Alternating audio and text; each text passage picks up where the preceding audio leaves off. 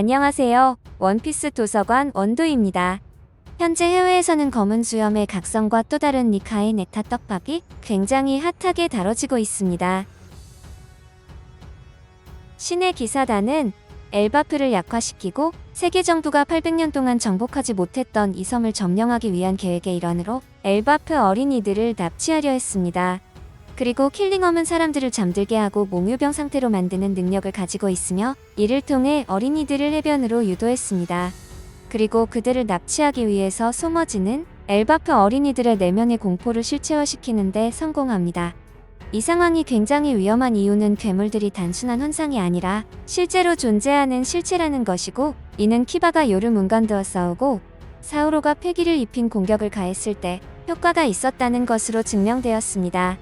여러분, 저는 오다가 내면의 두려움을 실체화시켰을 때 단 한 사람이 떠올랐습니다. 엘바프를 위해 태어난 사나이 우솝이 떠올랐습니다. 우솝은 원피스에서 가장 대표적인 겁쟁이 캐릭터로 알려져 왔습니다. 그의 겁쟁이 성격은 그의 정체성을 형성하는 핵심 특성이었으며 동시에 그가 극복하고자 하는 약점이기도 했습니다. 그리고 우솝의 오랜 꿈은 바다의 용감한 전사가 되는 것이었고, 이 꿈은 리틀 가든에서 도리와 브로기를 만났을 때 더욱 구체화되었습니다. 그때부터 우솝은 거인들의 고향인 엘바프를 방문하는 것을 평생의 꿈으로 삼았고, 마침내 현재 최종장에서 그 꿈을 이루게 되었습니다. 엘바프는 우솝에게 특별한 의미를 가진 장소라는 것이죠. 이곳은 그가 존경하는 용감한 거인들의 고향이며 그의 성장에 결정적인 역할을 할 것으로 예상됩니다. 우솝이 엘바프에서 겪게 될 시련은 그가 진정한 바다의 용감한 전사로 거듭나는 계기가 될 것입니다. 그러기 위해서는 우솝 자신의 내면의 공포와 겁쟁이의 이미지를 이겨내야 한다는 것이죠. 저는 이번 원피스 1143화에서 특히 주목할 점은 엘바프에서 우솝이 자신의 마음속 공포와 직면하게 될 가능성입니다. 신의 기사단이 엘바프 어린이들의 두려움을 실제 괴물로 구현한 것처럼 우솝 역시 자신의 내면의 공포와 마주하게 될 가능성이 충분하다는 것입니다. 우솝이 엘바프에서 파워업을 이루어낼 것으로 많은 사람들은 생각하고 있습니다. 그것이 악마의 열매가 될지 새로운 무기를 얻을지 이야기가 많았지만, 저는 내면의 두려움을 이겨내며 우솝에게 가장 큰 페널티가 제거되며 야솝에 가까운 강함을 가질 것으로 보고 있습니다. 이것을 이루게 되면 우솝은 자신이 꿈꿔온 용감한 엘바프의 전사가 될 것이기 때문입니다. 최근 원피스 1142화에서는 어둠의 니카라는 개념이 소개되었습니다. 엘바프의 아이들이 그린 악몽 중에는 파괴 자로서의 니카가 포함되어 있었고, 이것이 소머스의 능력에 의해 현실화되었습니다. 엘바프의 전설에 따르면 니카는 해방자이자 구원자로 알려져 있지만 동시에 파괴자로서의 이미지도 가지고 있는데요. 베가펑크의 설명에 따르면 세계는 이미 2번 파괴되었으며 2번 모두 니카의 이름이 언급되어 있었습니다. 그렇다면 우리가 알고 있는 루피를 제외한 나머지 한 명이 어둠의 니카일 가능성이 높다는 겁니다. 저는 검은 수염이 이번 시대의 어둠의 니카일 가능성이 높다고 생각하는데요. 그 이유에 대해서 말씀드리겠습니다. 원피스 세계관에서 루피와 검은 수염은 시작부터 최종장인 지금까지 완벽히 대비되는 인물로 묘사되고 있습니다. 그들은 서로 다른 방법으로 자신의 꿈을 향해 달리고 있는데요. 심지어 그들의 근본인 악마의 열매부터 오다의 설계가 뚜렷하다는 겁니다. 검은 수염의 어둠 열매 능력은 루피의 인간 열매 모델 니카와 상당히 비슷한 점이 많다는 것입니다. 일단 가장 원초적인 디자인부터 굉장히 흡사하다는 것이고, 루피가 자유와 해방을 상징한다면 검은 수염은 모든 것을 흡수하며 구속을 상징합니다. 심지어 빛조차 빠져나올 수 없는 무한의 중력, 블랙홀의 힘을 가지고 있다는 것입니다. 그렇다면 검은 수염의 어둠 열매가 어둠의 니카의 조건을 가질 수 있을까요? 어둠의 니카의 등장으로 검은 수염과 어둠 열매의 관심이 상당히 높아지고 있습니다.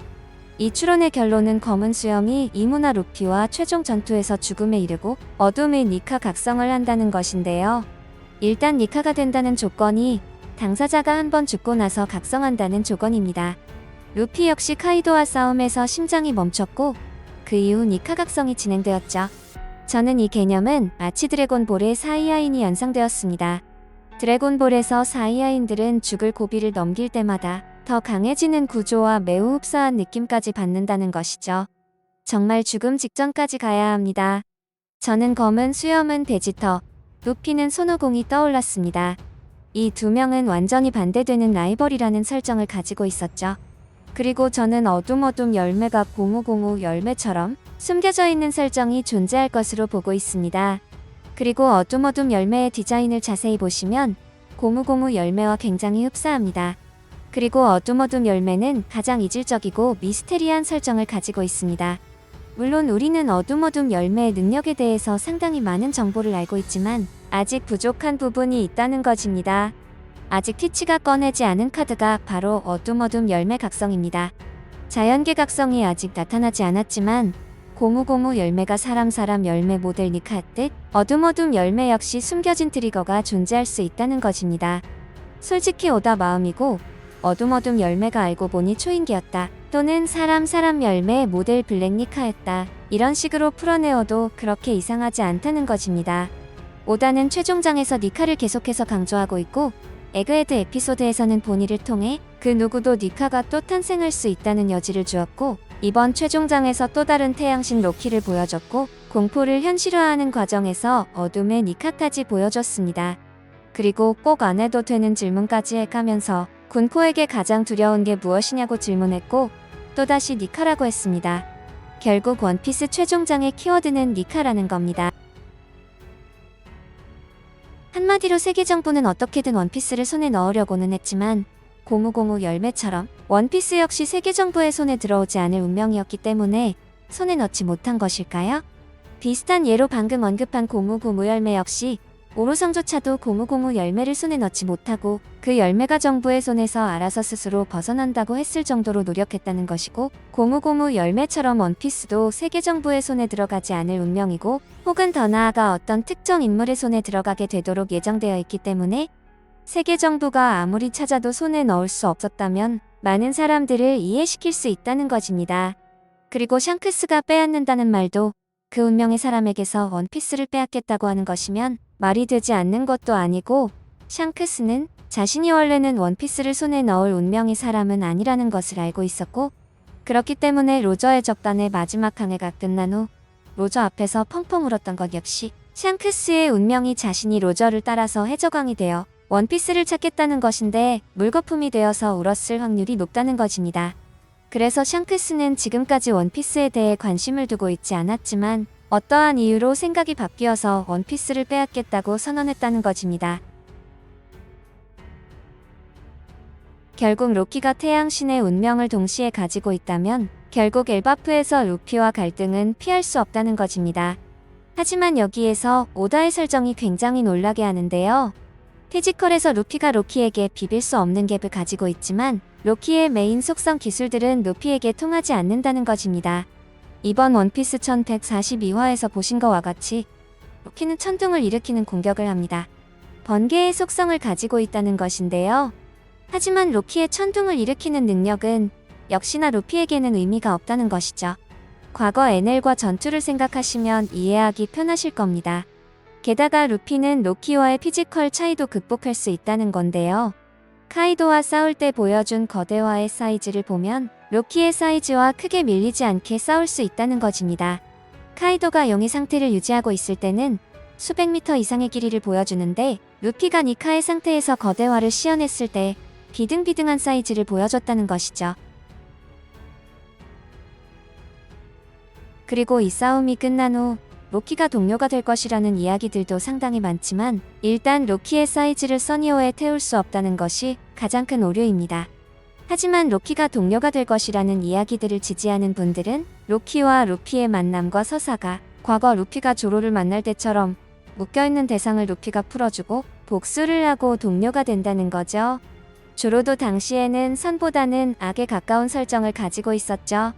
하지만 루피의 도움과 진심의 동료가 되었던 것처럼 로키 역시 똑같은 서사를 가질 것이라는 이야기들을 하시는 분들도 많습니다.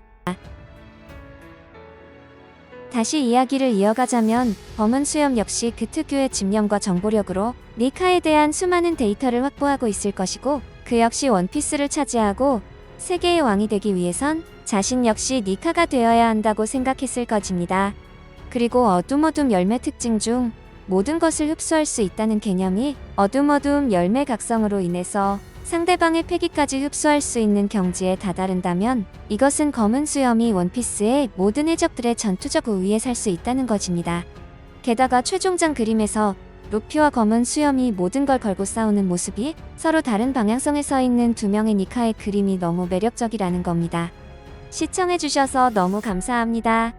재미있게 보셨거나 재미없게 보셨다면 구독, 좋아요 부탁드립니다. 항상 건강하세요.